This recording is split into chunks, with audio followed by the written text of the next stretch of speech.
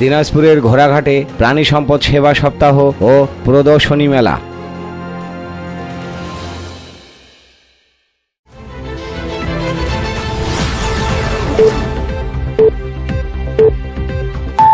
আসসালামু আলাইকুম। এমকে টেলিভিশনের পক্ষ থেকে আপনাদের স্বাগত জানাচ্ছি আমি আশুরা খাতুন নদী। শুরুতেই শুনলেন সংবাদ শিরোনাম, এখন ডেস্ক থেকে বিস্তারিত।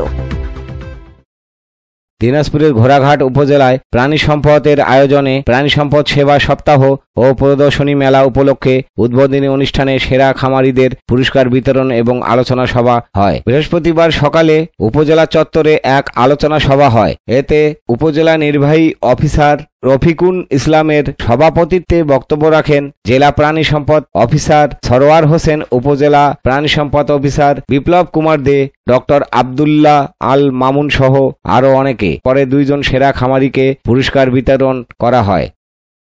Mosharraf Hossain, news desk, MK television.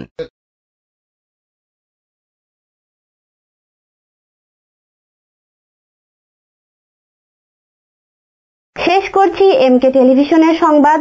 এতক্ষণ সাথে থাকার জন্য সবাইকে অসংখ্য ধন্যবাদ।